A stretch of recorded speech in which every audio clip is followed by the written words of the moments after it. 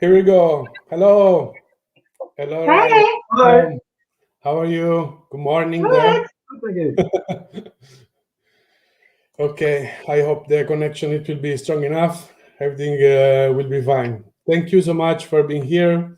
We are online on my Facebook group, on the YouTube and Twitch channel. And today we will talk about this wonderful couple and some pipes. Just few. I know that you have just few on the. Everything okay? Yeah, sorry. No problem, no problem. It's okay. I'm closing some other things down so it doesn't keep popping up in my feed. There we go. No problem, no problem. I will check comments. Ciao, Luciano. Right, okay. I will, of course, you are from Tasmania. Australia, yep. Australia. I'm in Poland. So here it's 11 p.m. There it's around 7 a.m. 7 a.m. Yeah. Perfect. So you have coffee. I have my whiskey. Cheers. And let's Cheers. Okay. I just to show people what you have in front of you. I just will start showing your photos. So look, guys. What just few few pipes we have. My God. That's just the current collection that we happen to have in front of us today. It's a lot larger than that too. That's nearly all of my pipes though. Nearly. Cool. So you are admins from A-Pipe Club and Slow Vape, right? And yep. And I'm an admin of Vintage Vape Gear. Perfect. A-Pipe Forum also, right? Yeah, I'm moderator of E-Pipe Forum and admin of E-Pipe Slow Vape International. Perfect. So I hope also also Antonio say hi. Hi, Antonio. Okay, they're just saying hello. Everything is working. So let's start. Hi, I will just make some easy questions. So just to talk about you, and of course, congratulations for the groups.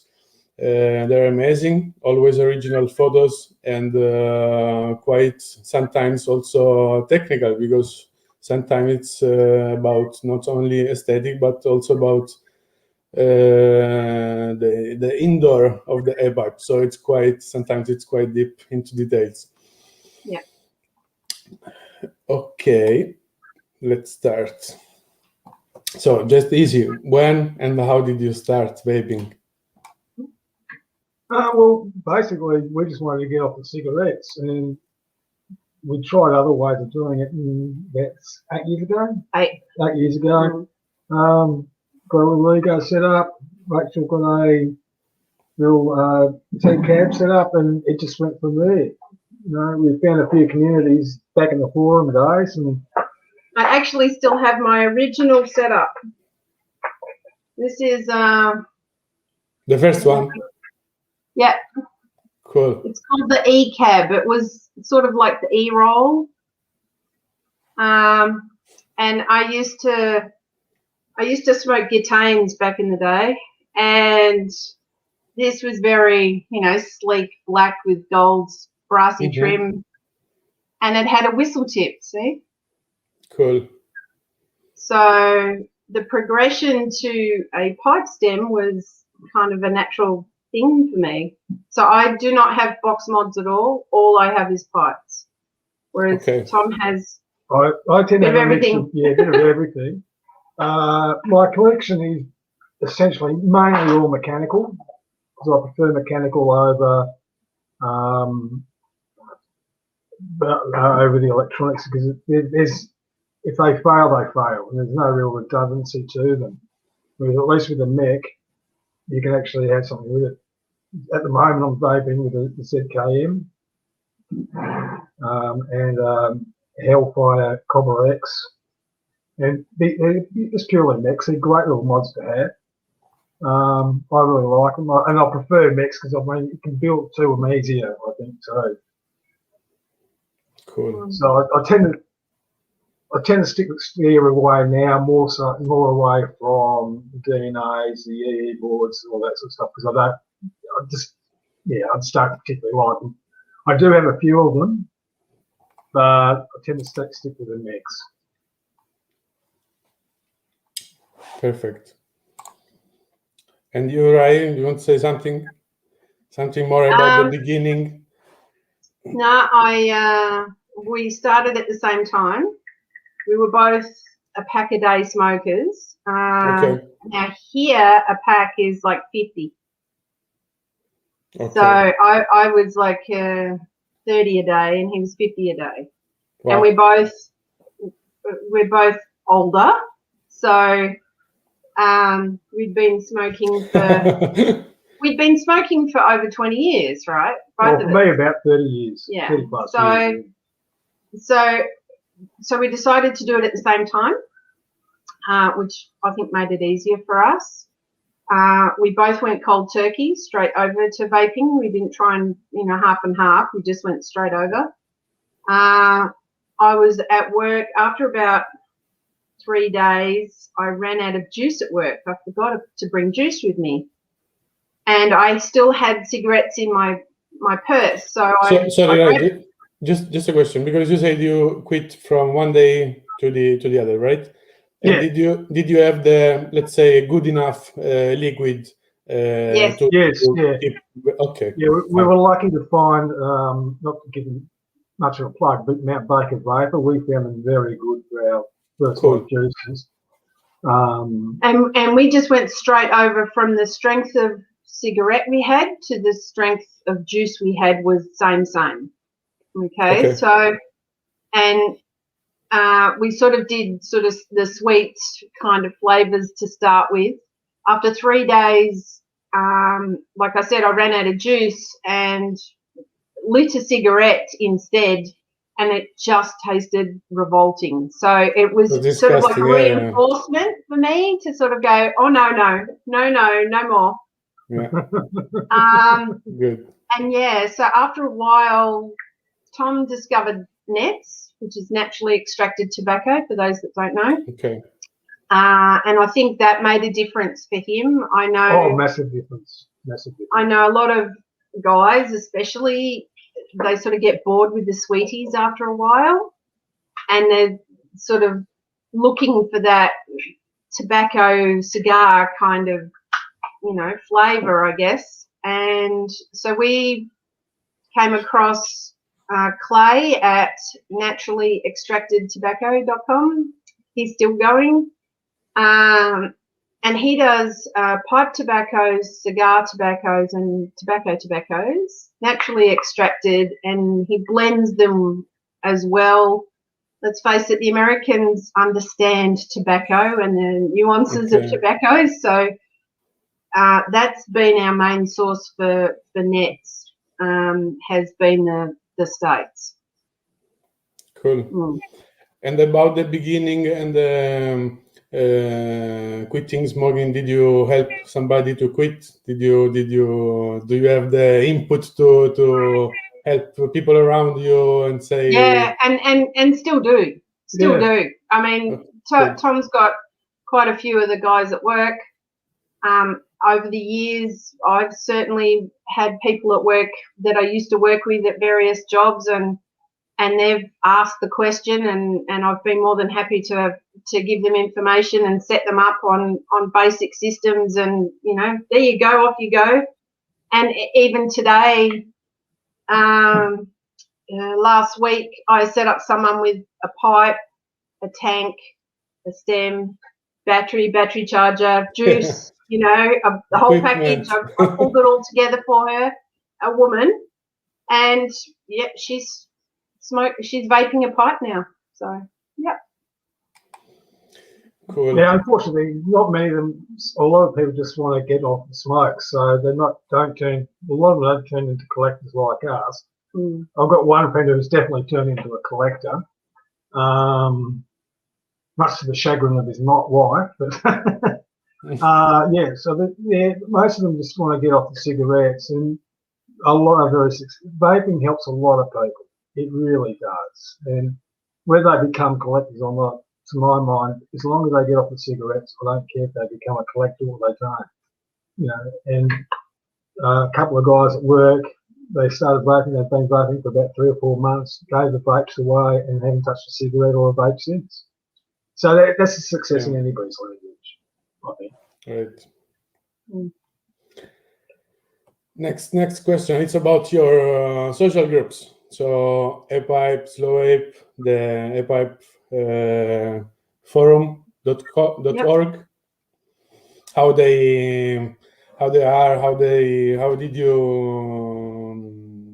you start? Did you how you are in contact with other people, because you're in contact also with the Italians, and actually it's international, so also people from many countries. Yeah. I'll talk about mine first. E-Pipe Forum is actually, we're both part of that. That was originally a forum.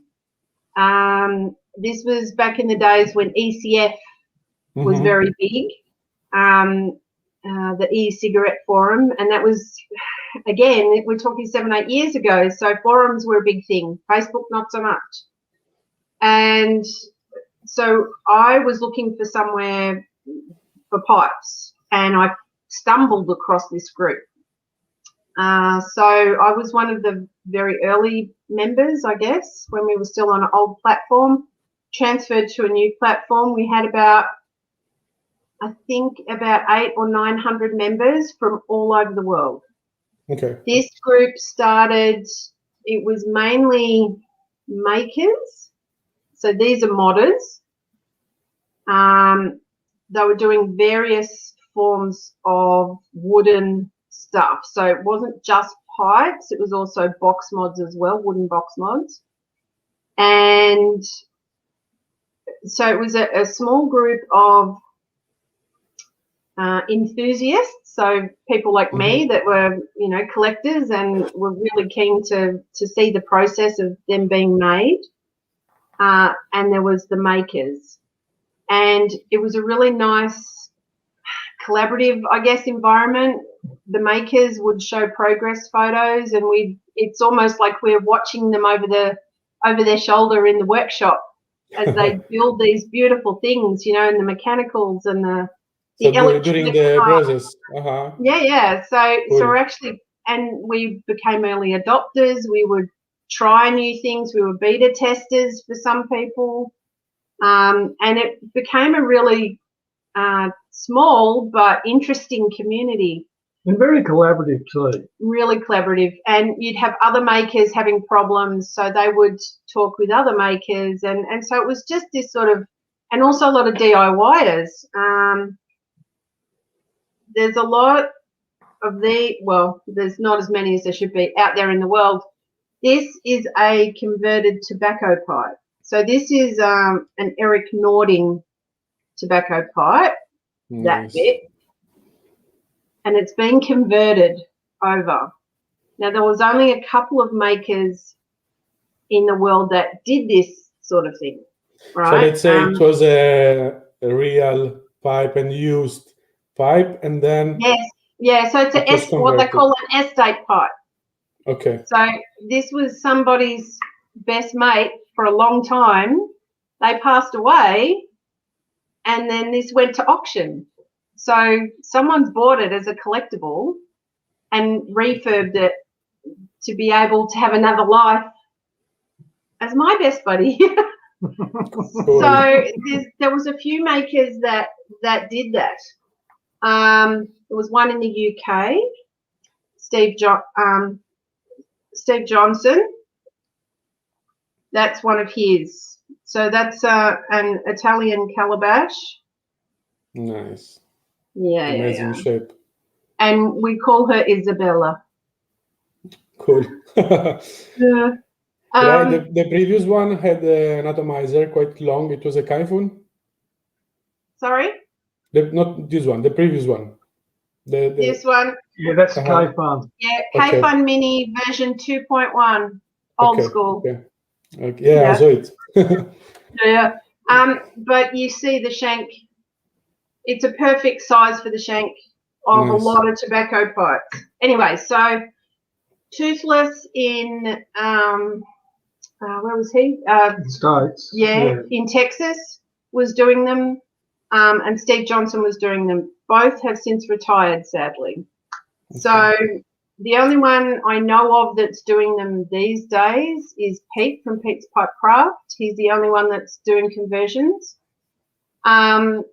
But there's a lot of other makers that, because it's the vaping world, it's sort of, they ebb and flow, right? Some do it as a hobby, they sell a few and then they retire.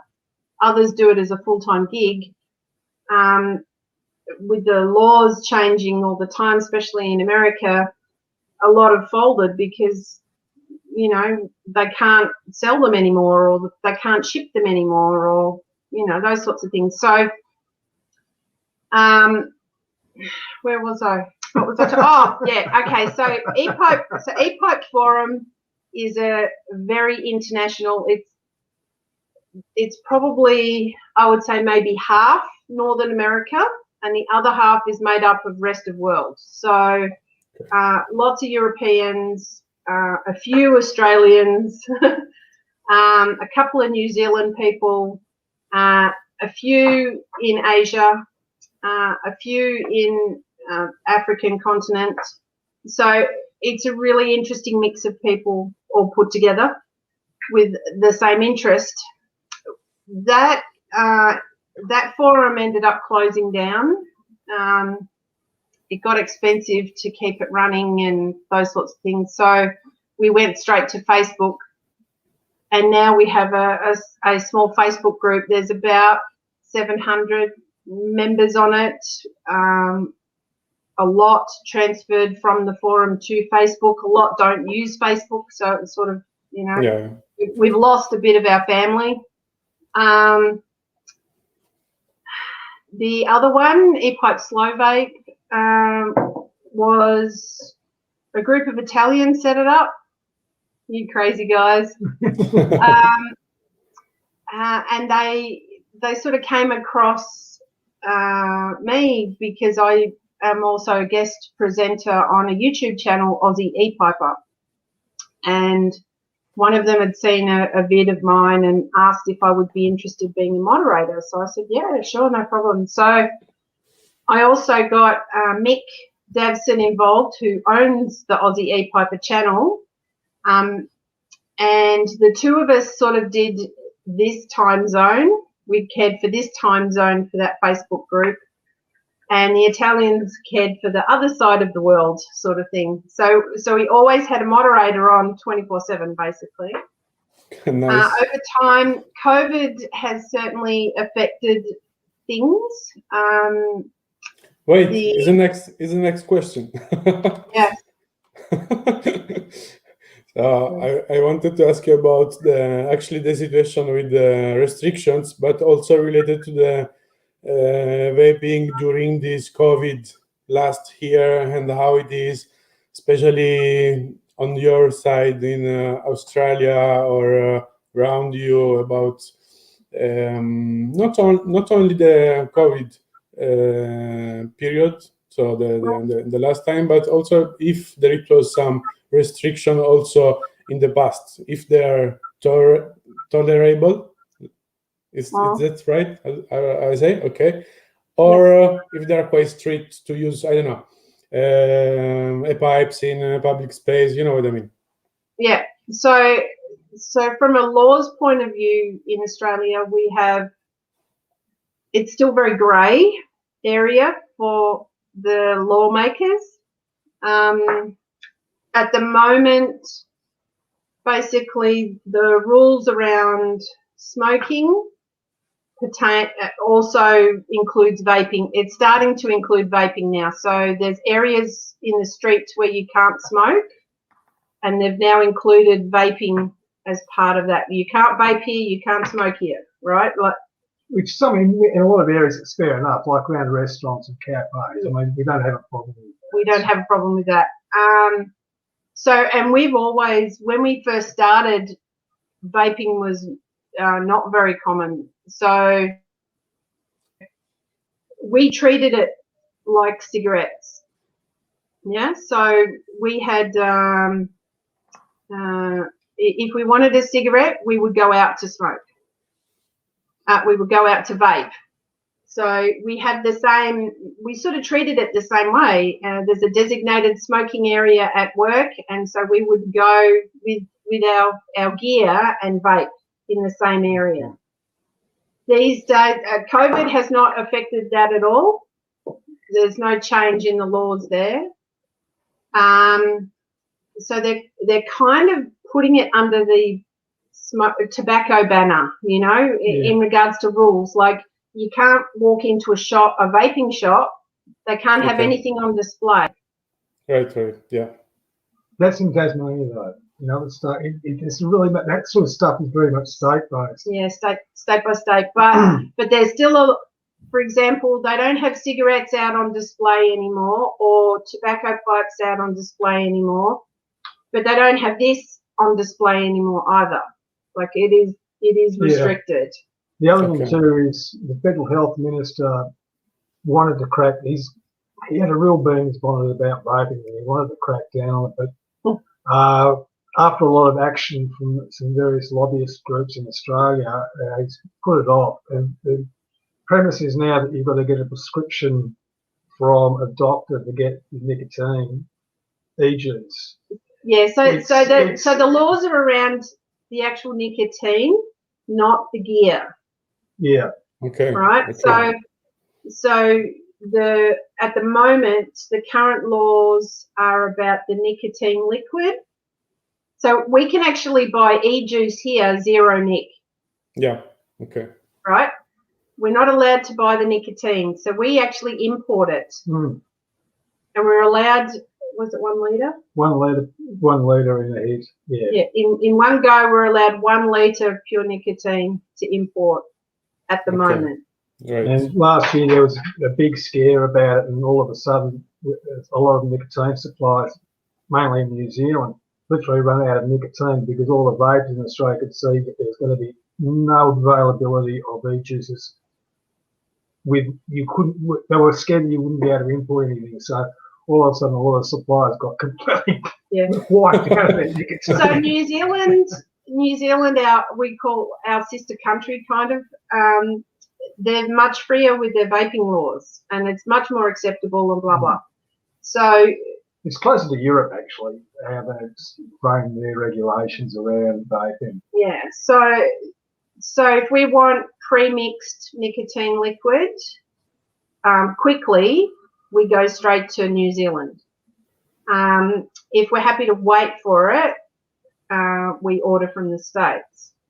However, now with their laws that have now come into effect, it's very expensive to ship things because they only do DHL now. Yeah, sometimes it's more expensive the shipment than the products. Yeah. And that's, look, because vaping isn't, Australia has taken a long time to catch up with vaping. That's been our reality, is getting everything online and everything from overseas. We don't have many here that make things like pipes. There's only one e-pipe maker in Australia. Nice. Yeah, and this is Underwood Mods. Now he's sort of master craftsman. So he's the only maker of mods in Australia, yeah? No, there are a couple. We've got Theo, who's at Mo Mods. He's making more and more bullet box panels and stuff like that. He's about ready to release a new mod. I know a little bit about it, and I'm not really allowed to say much more than that. Don't go into it. But there's not many Australian modders because the industry isn't here yet. But the reality is a lot of our stuff we just get straight from overseas. Yeah, most of my stuff comes from overseas. So that sometimes kind of answer the question? Sure, of course.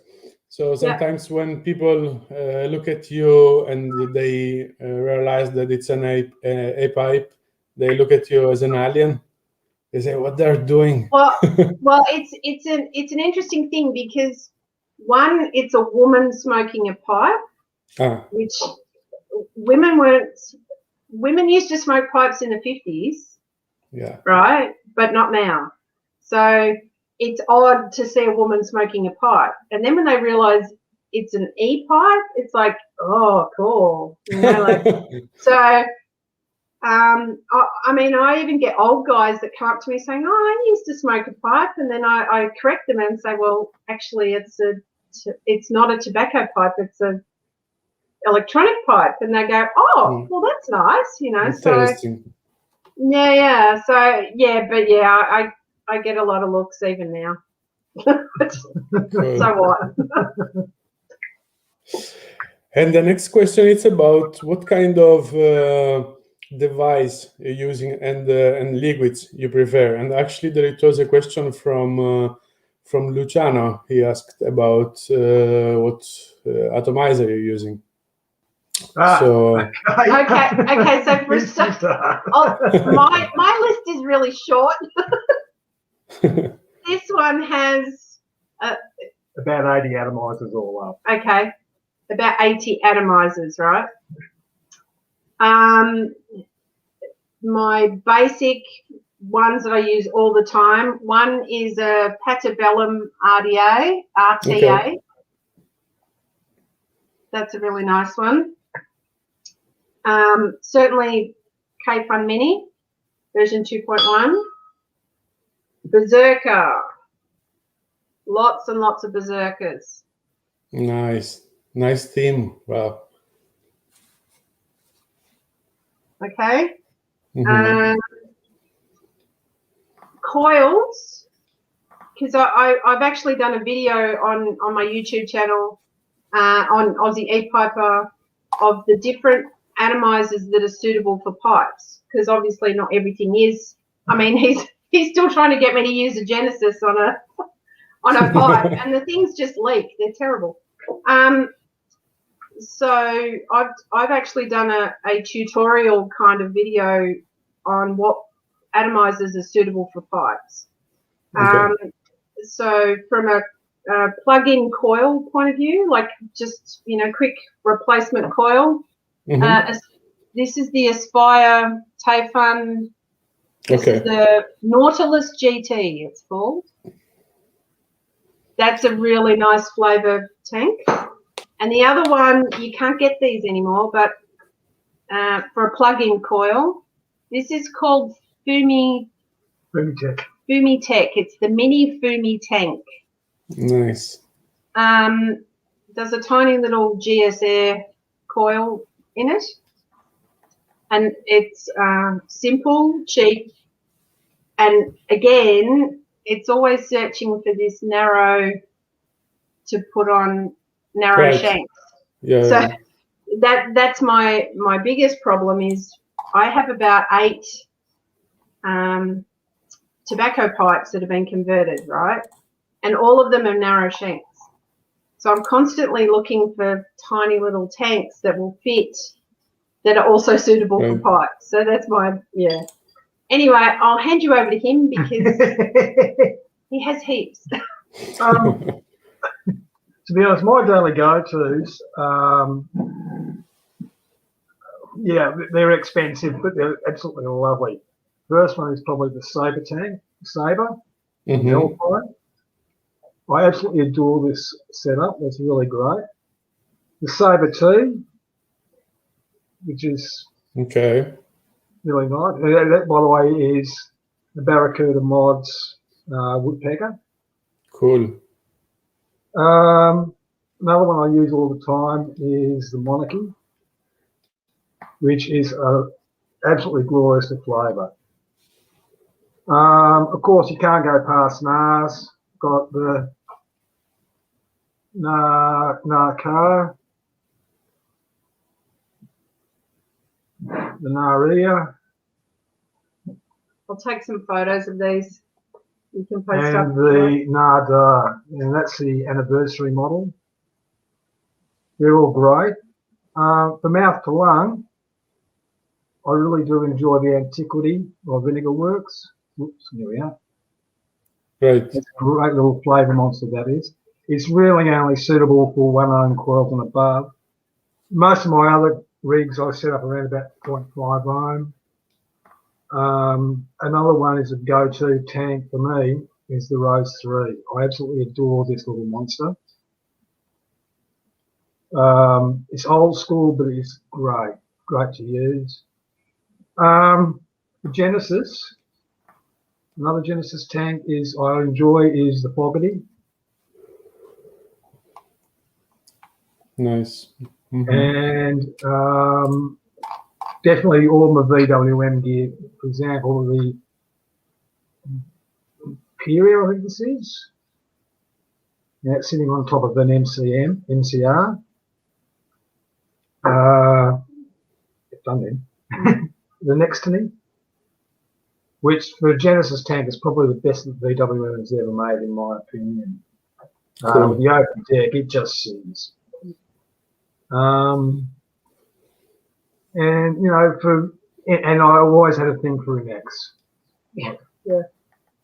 I've got every one of I've got every Inex ever made, bar a couple, which just didn't appeal to me at all. So yeah, that's pretty much what I tend to use most of all. But so you spend more time for coils than Raya? I'm not a, you know,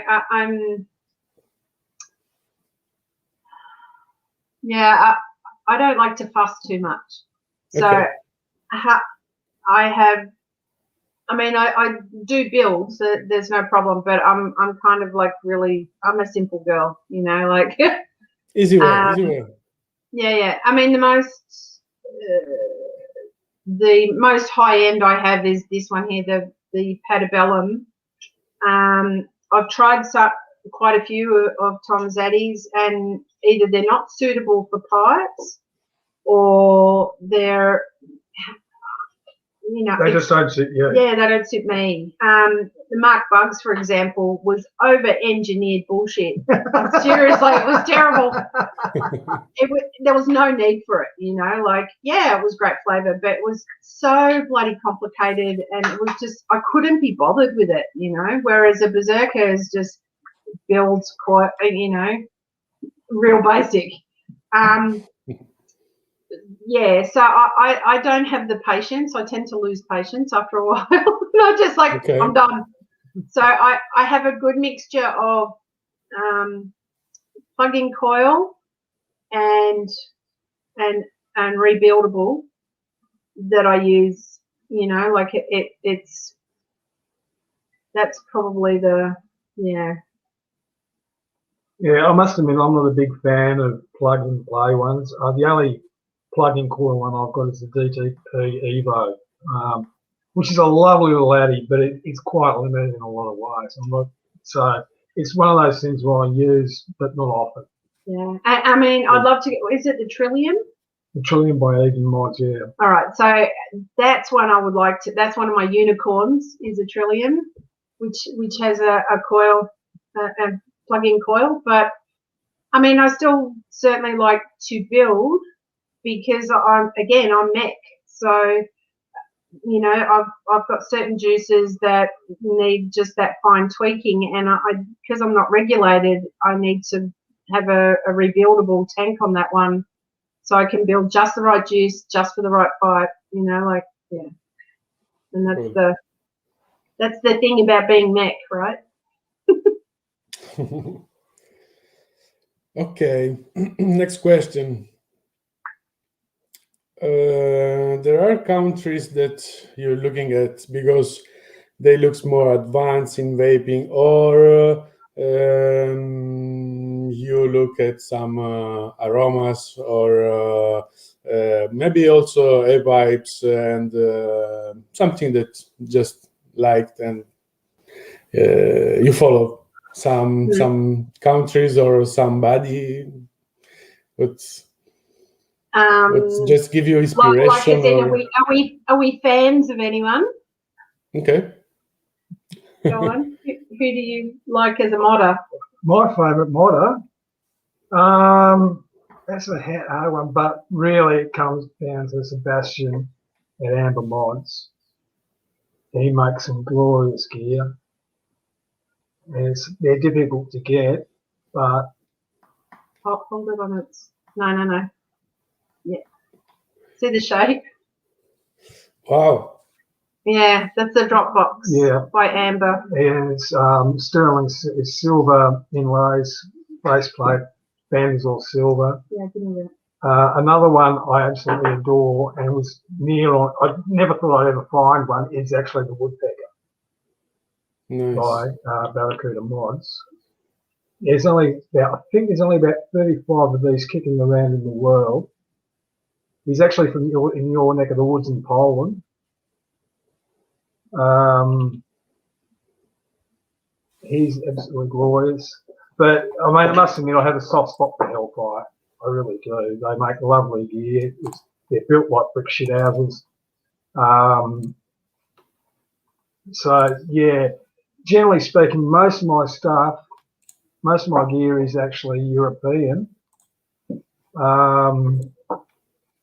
MCR I'm a big fan of.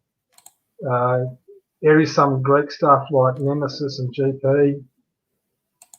Atma Makani, GP. I love them. So it's pretty much European all my gear.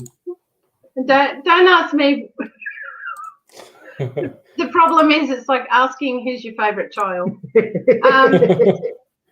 I love all the makers. I have pipes from all over the world.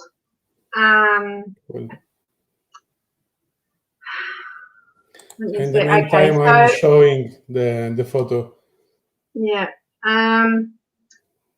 So some of my absolute favourites.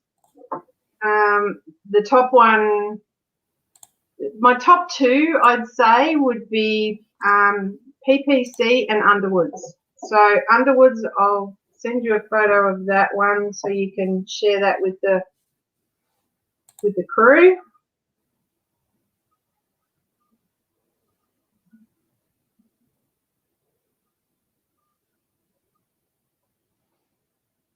So that is Ruptura. It's Heartwood walnut. So that's a Underwood Mods, who's from Australia. My other absolute favourite, without being biased. No. No. Wow. Without being, trying not to be biased, is PPC, who's Pete's Pipe Craft. I'll try and take a photo of it. Just trying to make things stand. Pointy pipes are really tricky. Here we go. I like this shape. It's like a, how to say, a shell, right? No, it's designed around a burst tomato. Oh, okay, cool. So Ruptura, yeah. Nice. Yeah. So it's like a fruit, a big, you know. So yeah, he does absolutely amazing work. So that next photo I sent you is 2 of Pete's Pipe Craft pipes, both very different. And he's in America. He's in Wisconsin. He's doing some really amazing stuff at the moment. So yeah, I'm a fan. I'm a fan also of makers that have since retired, but I still adore their pipes, you know. Pyro is one of them, I've got to say. Oh, just a second. I removed the. Okay. Okay. So this is a big leaf maple burl in a talon shape. He's retired, sadly. EPM is another one. So Matt from E-Pipe Mods, shout out to you, mate. He is probably, do we say, the granddaddy of modern e-pipes. A veteran. Yeah, that's one of his. Cool, elegant. Yeah, very. This is ebony. We call the Gandalf because of the shape, the point. He was instrumental, really, in I'd say the modern. He was one of the key people to progress e-pipes. I think he had a shop in America called Steam Cigs, I think, was the shop, and it was very steampunk, you know, like a lounge. He had a lounge and all that, you know, so everyone could get together, and you know, that was great. And so he's just recently retired, and that has mainly been because of the new laws. It's just very hard to try and exist in the vaping industry in America at the moment. So. Great. When you show me the e-pipe in Ebano, I don't know why I thought about the smell, the perfume of the wood. So it's sometimes going into the vaping experience, you feel the wood. It's very pipe-like because you're using MTL tanks for a start. When you vape a pipe, it's actually different than vaping. Even if you're a MTL on a small drip tip, this is still very pipe-like. So you are like a cigar. You're puffing it in for the aromatics as well as, you know, like It's you might puff, and then inhale. You know. Yeah. That kind of So it is very pipe-like. And actually, the long tip, the stem, can also help sometimes. Maybe the people which they don't like The flavor. I mean the temperature. The vape temperature. So it is a cooler vape. Yeah. So stem dependent, yes. Also the shape. Right. So this mouthpiece is a lot wider. So the chamber, and this is true for tobacco pipes too. How they're drilled inside and the mouthpiece part will affect the flavor of the juice. Right. So if you have, this is a naturally extracted tobacco, black Cavendish with black cherry. Okay. To get all the nuance of those flavors, I use that stem. And it's a narrow mouthpiece. Okay, I starting to miss my air pipe. Okay, let's go to the I'm in Italy. Let's go to the next question. I wanted to ask you also about the you already told me something, but I say about people around you are inspired about what they're doing, and or they usually don't care. Yeah, we talked already about when you told me that when they see the woman with pipe and then the electronic pipe, they get interested. So let's say something about if there is something that maybe it should be improved in the vaping general, in the vaping system, let's say. In Australia or as a global thing? Yeah, let's say global. If you would like to see something made better or just, yeah.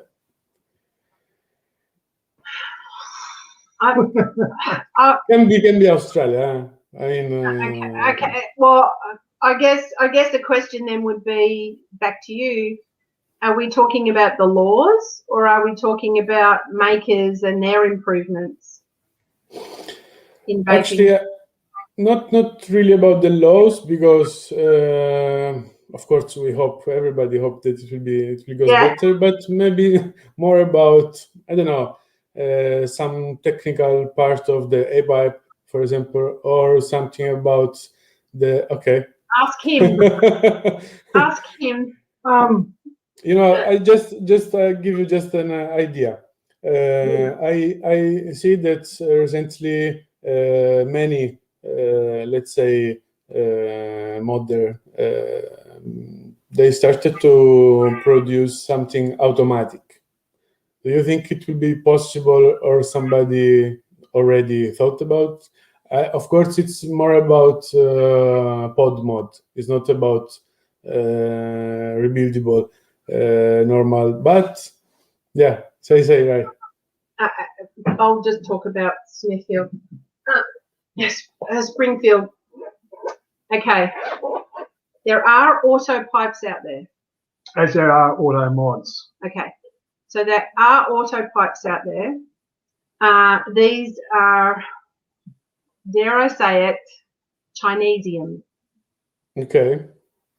They tend to be plastic, or they'll be wood but cheap, mass produced. The atomizers on them are usually, in most cases, these auto pipes, you have to have their tank, and their tanks are terrible. Okay. The wicks are terrible. They leak, and all those things. They're awful. Yeah.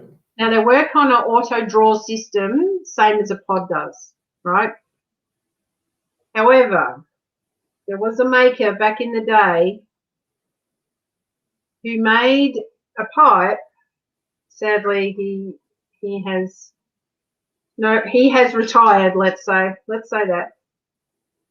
Now he was an electronics engineer. Yep. electronics engineer. Okay. And he created these. I mean, this is a variant of what he made. Nice. Now, this is a system where it's a bottom air tank inside. Wow. Okay. So it's and he would have different inside. And the trick was, see the little button on the bottom here? Yeah. This is a sensor, not a button. And he designed it so there's also something running up through here. Yeah, silver. Right? Yeah, silver wire. Silver wire. And your mouth would complete the circuit. Okay, so if you hold that and put your mouth here, it would work. Wow. So he actually created that system that would, so your mouth completes the circuit.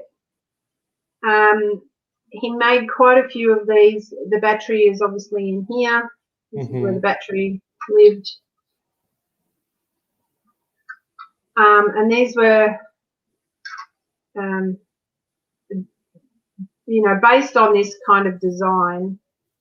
The bowl was a bit different, but and so they were quite popular for a while. They weren't cheap, obviously, because they're, you know, they were handmade one by one. But yeah, he has since retired. But the electronics are there. It's still a mechanical pipe, but because of the sensors and how he's designed it, the mouthpiece would create, you know, the amazing. You vaping on it creates the auto draw, basically. So it would be nice to see someone else doing this, or Springfield. Please come back out of please come back out of the Jeff, come back to us. Yeah, and same things like with this. If you have a look there, you'll see too. It's a touch sensor. Oh, that's that? In front. Right. Now I see. Yeah. You like, just touch that. There, the little rose. And you just touch that, and it'll actually start firing. This was done. Michael was doing this back in about 2013, 2014 when he started doing the woodpeckers. Sorry, Tom. Just no pressure. Just with the position of the hand, right? Yeah, just rest it down there, and it'll start firing. So there's no button to push. Cool. It's become. There's a couple of other modders that recently got onto it. One fellow is in Russia, and he uses the Goggin chipset. And there's another one, I can't remember the name, he's Cryptex or something like that. I can't remember the name off the top of my head, but he's very high end, and he's using a Goggin chipset as well. And they usually roughly do the same thing. This one is more of a MOSFET setup. But yeah, that sort of switch is really, really lovely.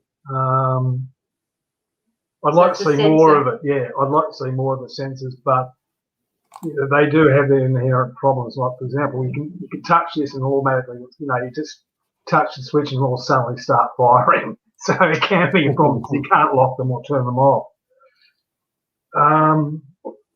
Design elements that you wanted to see? The design elements I actually like are the way squonkers are going, that they're getting smaller and smaller and smaller. I mean, this is essentially, I think, as far as we go for an 18650 squonker. I mean, it's tiny. It's tiny. Yeah, I'll take a photo. And this looks big, but it's actually a very small little mod itself. So I really like them. I also like how where MOSFETs are getting a lot more reliable. For example, this little one here. This is a different kind of switch. Oh. Which I really like. Yeah, and MOSFETs are definitely getting a lot more reliable. That's the Lazy Russian. I'll just take photos as we go.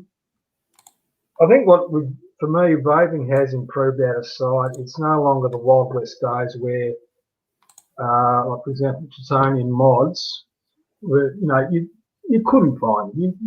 There was no way, unless you knew somebody who was in the group and the modder liked you, would you ever get a mod.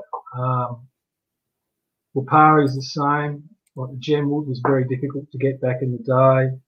The Wild West days have gone, which is good. And a lot of people were getting ripped off too back in those days as well. You had a lot of modders that were just there for a quick buck. And they were putting out really shonky gear. These days, a lot of that's changed. The Wild West days have gone, I think. People are being far more careful about what they're buying. Modders are starting a lot of modders are getting far more respectful of the customers. They now know it's a custom base. You cannot be like Tony DiStefano, who just, or a couple of other. There are a couple who just would ignore the buying public and forget that they were making for them. There are still a couple of models around that still not making you jump through hoops just to get their stuff. But that's about exclusivity. Yeah, that is all about exclusivity. There are other people like Nah who their stuff is hard to get for a reason because he just doesn't make many of them. But they're available, and and Nareg works his system, so yeah, they're available, and he makes lists up, and you just could be lucky to get the list. Hellfire, he only does limited runs, so once he's made enough where he thinks he's satisfied the client base, he stops making, and moves on to another project. Cobber X being perfect for that. Cool. That's it. He's just going, Perfect. Yeah. So, how do you imagine the vaping global, or also about your country in the future? Better, worse, with more pipes, with lesser pipes? I would like to think there'd be more acceptability of vaping as a whole, right, as an alternative. I'd like to see, and I think, our health minister doesn't help the cause because he's very, very against vaping. So that sort of trickles down, If we had someone that was willing to look at the science and willing to be open to being educated in regards to vaping, I think we'd have a much better chance in Australia of seeing a better vaping community. Right. Less smoking, more vaping, Right. They're a little bit gung-ho. I'd say gung-ho. We have an anti-cancer council here that's really tough and hardcore, and they've lumped vaping in with it. Like it's done that thing where it's all the same, and we're trying to educate them to say no, it's not all the same. Yeah. So it's a challenge for us here in Australia, and I think globally that we have that same thing. We need to educate them, and it's it's an uphill battle. I think. What about you? Yeah. For mine, I think the vaping as a hobby, what Rachel and I do is really esoteric, if you will. Not many people do get into it, want to get into it, but a lot of people see vaping as a way of quitting smoking. I think I think if the government's actually zeroing on that, so yes, it's a viable alternative to Champix, which sends a lot of people absolutely batshit crazy. So the nicotine gum or the tablets or if they see vaping as an alternative, I'd like to see that as an alternative way to quit. If you want to get into the hobby of vaping, collecting stuff like this, Right. Like a Vulcan Designs Voya, go right ahead. I think that's great. And I think also the hobby's got to the point where a lot of the rat bags have been weeded out. So you're getting more and more of a more collegial, especially on Facebook, and the groups I'm involved with is becoming more and more collegial. And I think that's very good. As far as the hobby is concerned, it's getting to the point with atomizers, for example. I don't think you can go any much further with them. You can only do so much with them. As far as the mods go, I think that's all up to battery technology. It really is. I mean, gone are the days when you had 26650s, which are big brutes of mods. I had a pipe that was 26650, and it was, it was amazingly huge. This is another thing too, and I'll just quickly say it about battery size. People think that you need to have 21700s or 26650s to run a pipe. You don't. Nearly all. No, 50-50. I have 18500s and 18350s. Right. There's only very, very few that are 18650s in my collection. Right? The way the pipes are built, again, the technology is such that, for example, Pete, he does a helix hot spring in the bottom, which gives longevity to the battery as well as battery safety. Like it's a hot spring, so it'll drop away if the battery goes in the runaway. So that technology over a standard one with nothing in the bottom of it has increased the longevity of the battery. So an 18350, you can run around for a couple of hours with an 18350, no problem, So as Tom says, I think battery technology will improve our mods as a whole. And you're certainly starting to see that in the 18350 technology, where you can get 18350 batteries that can actually run lower iron builds than you used to over a few years ago. And I think that's a massive improvement. So, I mean, I could run in this little MCR, that's an 18350 battery, but I'm running a 0.6 iron build in it.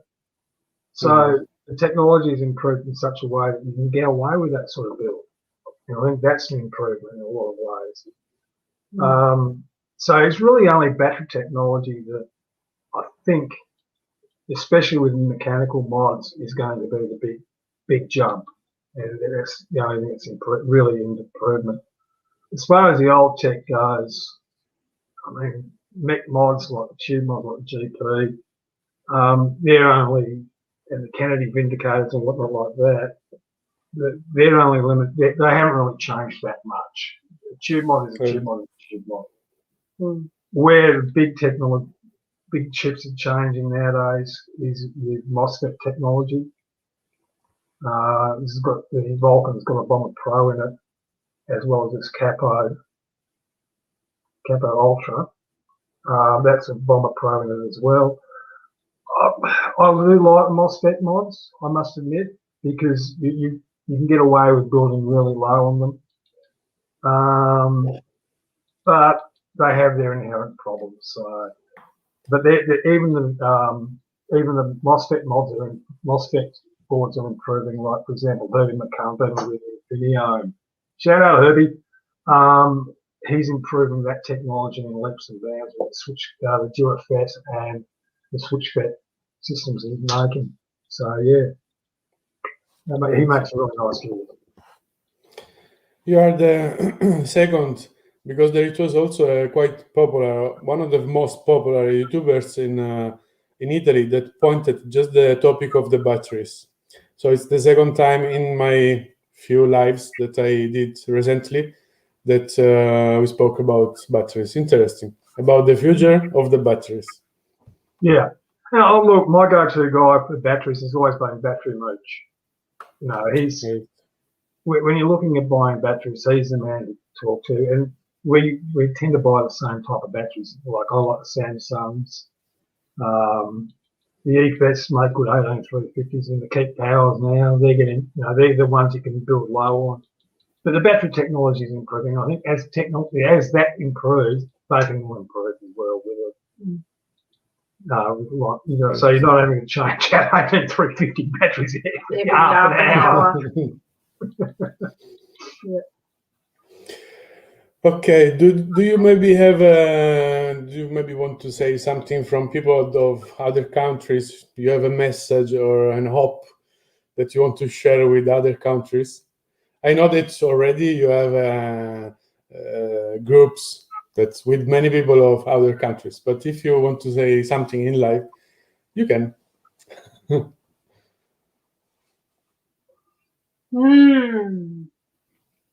Yeah, You can just say hi, huh? Yeah. Hi.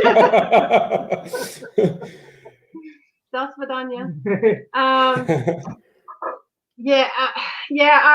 I mean, I would like to say probably in regards to vaping, keep the faith, because I think it is a good, viable alternative to smoking. Don't go back. Don't go back. Right. If we have to go underground and go black market, we will, because just don't go back to the tobacco, please. Perfect. The best message, I think. Yeah. And that's pretty much, I echo that. Just don't go back to smoking. Right. No. Keep the faith. Keep the faith. Perfect. And become mad keener, hobbyist, a collector. And what's your goals? If you have some project, if you would like to reach some goals, or you have some idea about this here and the next year, actually after let's say the last year that we've been constricted to be more often at home, many people start to work more, start to think more, start to read and write more. So maybe, I don't know, maybe you had some idea that, of course, only if you can share it, or if you have some hope or goals that you want to reach. Also about your, what is the process of vapers? That, for example, you want to decrease nicotine, or you want to do something, just like, whatever. Well, I think from my point of view, on a personal level, I have a business. I'm an artist, so I would like to grow that, and it's been challenging in the current climate that we have.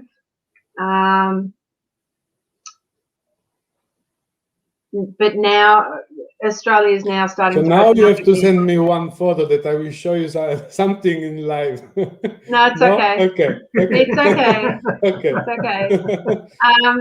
I just want to say to people that you work with wood also, right? Sorry? You work also with wood. Yes. Yeah. So right. I'm a wood artist. Right. I'm a whittler.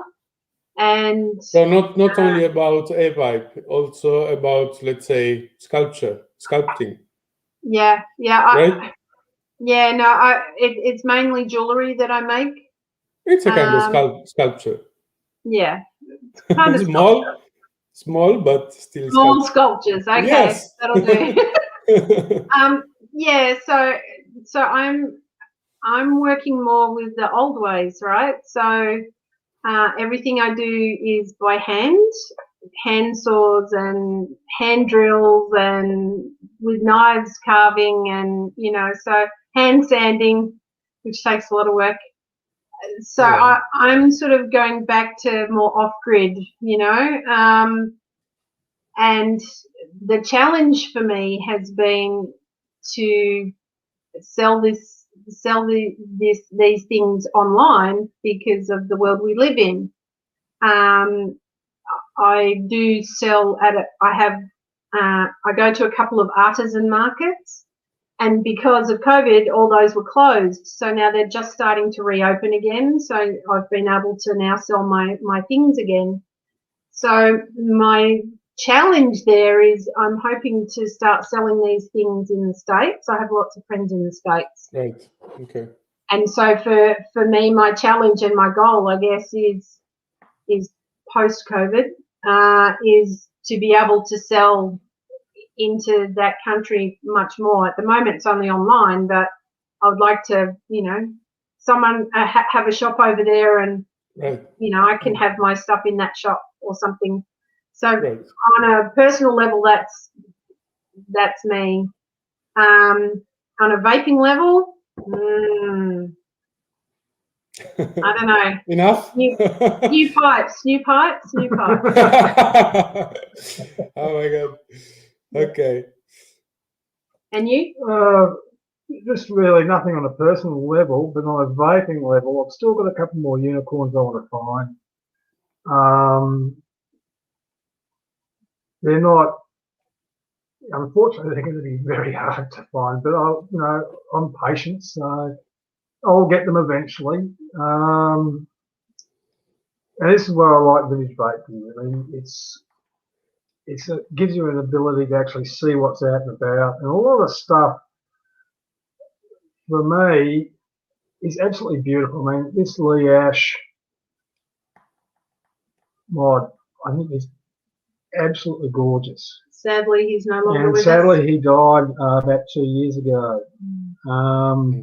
So we'll never see any of these ever again, and that's really, really very sad. And I think for somebody like me and our little group, Vintage Vape Gear, we're keeping these mods alive. We're making sure people still see them. People can still get them if they can.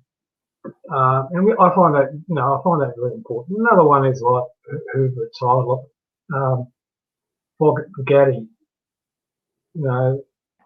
This sort of stuff is really, really beautiful. It works well. And I'll just say, because we didn't really cover Vintage Vape, Tom runs Vintage Vape Gear, and that was set up.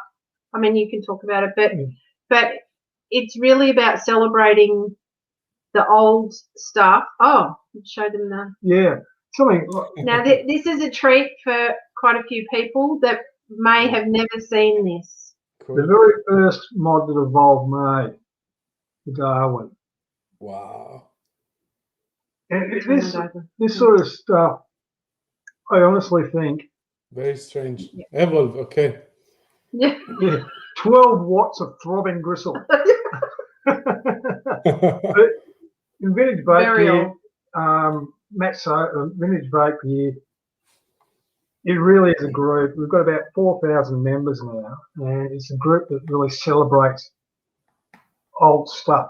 Some of it was janky, really was, but some of it, like MCR, GP, Nemesis, even down to this old gear, which is before Mod Dog was making tubes for Splonkers and connections, he was making these all bespoke pieces. So that's Mod Dog in Italy? Yeah. Cool. Very smooth. Nice. So I'll take a photo of that too. What we find, and that's what Vintage Vape Gear is all about. There is another couple of vintage groups like Old as Gold, which Matt Sobo runs. And what we're doing is celebrating the old gear. We don't have any. Most of the members in Vintage Vape Gear are also members of Old as Gold, and there's that cross pollination because we know we can't see everything, and Matt and his crew have got a lot of other interesting stuff to see as well. So we want to see that cross pollination. It's great to see all this old gear still being used, even down to the little MCRs. People still collect them and still love them to death. What else? Like the Lucas Squonkers. Cool. No, all this stuff is still valid, and it still should be used. Well, and that's the thing too, is that we're very much about the artisanal aspect of it. You know, like, I mean, these makers, for the most part, certainly in our collection, you know, have worked hard to create something beautiful. And I'll show you this. This is Puma. This is a Puma pipe. Wow. And now he's from Czechoslovakia. This is Puma the Deck, and he made some really, really interesting pipes, and he still makes today. Amazing. And he was one of our makers on EPF, so he's been going for a long time as well. And it's celebrating those makers, and you know, like, I mean, even this, for example, I know it's a strange shape, right? Yeah, it's strange, but for sure it's comfortable to and see where the button is. Right. Right. So you hold it. It's very ergonomic. Yeah, ergonomic, right. This was designed because there were older guys that kept dropping their pipes. Okay. So this was designed, it's easier to hold, and they're also designed because they're tough. So if you did drop them, they wouldn't break. Right. Right? So this was sort of like for the fisherman, you know, or the hunter, these pipes. And he created a whole stack of them. Again, he's no longer making, but these, that was the smaller version. Wow. But again, with the button on the front. So the ergonomic pipes, they don't look very pretty, but extremely. It's like a piece of tree. Well, I mean, she's pretty lovely.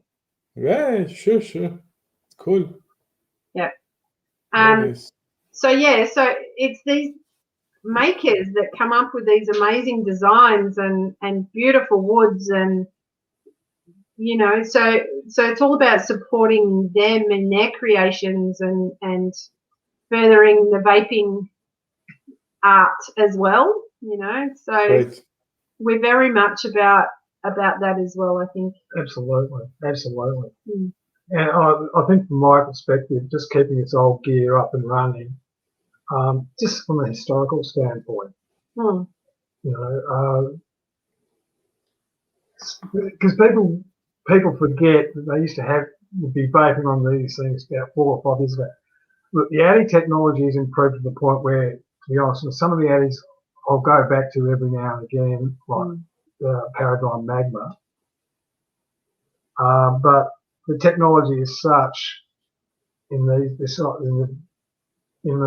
atomizers where you really are going to mainly use something like an R every day, or a Monarchy or a Sabre, or even a Haku, because there's so much better flavour, easier to build, they're not so fiddly, and I mean, to be honest, when you come to something like the Fulgatti Genesis, I mean, these things are an absolute nightmare. They're a real ball ache to build, to get them right. But once you do, they're flavour monsters. Yeah, I mean, from a historical standpoint too, a big thing for me is converted tobacco pipes. Right. These that's poetic. Yeah. It's really lovely though, because pipe smokers, tobacco pipe smokers, even now, a lot of them, these pipes are their best friends. They go everywhere with them, right? Right. And for me, I think it's just beautiful that we're able to share. We're able to give them a second life, you know. Sure. And for me, I think that's a really lovely thing, you know. It's really beautiful to be able to, you know, like this one. So this is a calabash. This is a Butts Shoquin Right. calabash. If you have a look at the top of it, see how beaten up it is? That's how she came to me. So, you know, some old guy, you can imagine in years past, some old guy tapping out his, you know, like bashing it on the table to get his stuff out, right? So she's got patina. You know, she has this story already, you know. Right. And now it's one of my favorite pipes. She goes with me everywhere. So it's just lovely to carry that history, you know. Yeah. Amazing that it's kept going. Antonio asking in Italian, but I will translate, of course. It's I'm sorry because the few last pipe you showed, it was only mechanic modes pipes, and you know, it's a bit sorry because there is not regulated. Yeah. Okay. So regulated. There's not many out there. Yogs and Creavat are probably the two I would recommend that do a regulated version. They're probably the two top makers that I would say yes. Oh, there's Dendro. You can Dendro mods. Do they make a pipe? Yes, they do. Okay, yeah. So Dendro make a pipe too, and Andre AK mods will do an occasional one as well. I have that one, yeah. Yeah. Be prepared for sticker shock on those things. Yes, I mean they're not cheap, but they're beautiful. Yogs does beautiful work as well. I don't have one of his. You're working on it, though. Working on it. Yeah. Look, I would say to anyone that wants a regulated pipe, is really keen to get a regulated pipe, please do not go Camry. Do not go K1000X or whatever they are. Please don't, because you'll be really disappointed. Okay? They're really, right. Don't. Please don't. Both Yogs and Creavat use either the DNA boards or the Dicodes boards. So you've got that stability straight away. Mm. Whereas the Camry 1000, the Chinese ones their boards are proprietary, and when they fritz out, that's it. Mm. You've got and they're not exactly the most. Chinese boards tend not to be the most reliable, with the exception of maybe Yihe, with their SXJ boards or whatever they call them. And I must admit, I do like the Yihe boards as a stable board. But again, I don't really have that many regulated mods. Can I just say too that in the argument for regulated versus mechanical, and it's going to be controversial when I say this. Okay. I tend to feel that people that don't want a mechanical is because they're lazy. Sometimes. I disagree with that. Okay. Now he has regulated too, but in the main, you think about it, in the main, people think that regulated means safe. Exactly. I'm more at that point. Right. And they don't. They're not. If you have a bad battery wrapper, and you're building really low ohms and you're not paying attention to your coils and you're not paying attention to your battery safety, that thing will still blow up. Do you know what I mean? Like, damn it. You still have to have safety around any mod that you have, but when they have regulated, people seem to sort of, it's safe, and it's not safe. The other thing I find, when I say lazy, it's because when you're rebuildables, you're building to the capacity of the mod. as well, right? And you're building to the addy and the juice. So if you have a regulated, you can just up the wattage. If it doesn't taste good on 10 watts, I'll just up it to 25. If you've got a mech, you have to then undo it, do a new coil. Do you know what I mean? So I find that, yeah, the people I speak to that have regulated, apart from you, I find that they just tend to be a little bit more lazy. They're slack with the batteries, and they're, it doesn't mean safe. Oh, look, there are, I think, for mine, a lot of the problem has got to do with people are scared. I think people are also scared of mechs because they don't understand battery safety. Some of them don't understand Ohm's law. They forget, and it's a little bit harder to actually build to the battery and to the mod. And for the addy. Capability. Yeah, the addy's capability is important too. I mean, for example, my DTP Evo, even though it's a drop-in coil, you can't run it at 4.1 volts. You only blow the buggery out of the coil. On top of that, you've had some mods that have got vicious voltage drop. And another issue I find is that a lot of people, when they're building mechs, the big thing today is having the hybrid style connections. And if they don't have their addy with that pin protruding out enough, it's going to short out and you'll have meltdown. I think that's where a lot of people forget about their mechs, is that you've got to have the addy that can actually deal with a hybrid connection. And that's where, in the bad old days, you used to have pins that give you that leeway. So you didn't have to worry about the pins sticking out too much. These days you have to. And for pipes, I don't have that problem, right? I don't deal with that sort of stuff at all, the hybrid stuff at all. All of these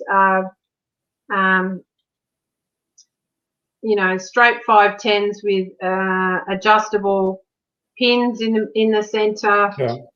I don't have to, fuss about those things.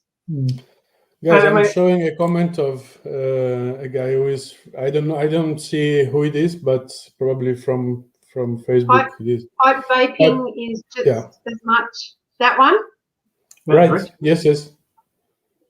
Yes. I find probably is in a good way, right?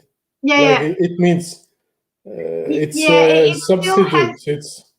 It still has a bit of a pipe ritual. It still has a bit of a ritual. You don't have. I find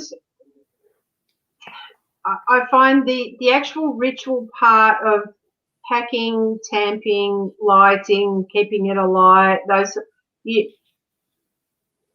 It's a different kind of thing. You can still just pick it up and vape it, right? So you don't have that ritual. What I find the ritual with pipe smoking versus a tube mod, for example, is as soon as you pick it up, you do the, Right. And even when I worked 9 to 5 and I'd go out for a smoke break, you only had like 3 minutes or something. Oh, right. He's saying it's Peter. Quick. That is him. Right. Okay. Perfect. I don't see. Yeah, we didn't see the name. Sorry. So even then, when I only had 3 minutes for a quick smoke, when you're vaping a pipe, there's that unconscious thing of relax, which I think tobacco pipe smokers have a similar thing. So that's part of that ritual of you tamping your pipe. You tend to relax because you're slowing down to tamp the tobacco in and to light it, and you have that And you can point at things. Yeah, you can do that. Oh, look over there. But so it's a psychological thing that you relax, you know. And so even if I went out for 3 minutes, as soon as I started vaping a pipe, it was like, I get 3 minutes of peace until I need to go back in, you know. So it's a different kind of ritual, but yes, there is still that ritual relax element in vaping your pipe. Yes. A nice routine, right? Yeah. Guys, from my side, it's everything. It's all. I'm very happy and very. I have to say, just a big thank you. It was amazing to listen to your words and of course watch it. Amazing photos and mods and the pipe you have. And for the future, I hope to meet you again in one live or who knows, maybe somewhere. Still, thanks a lot. Thanks for having us. Thank you.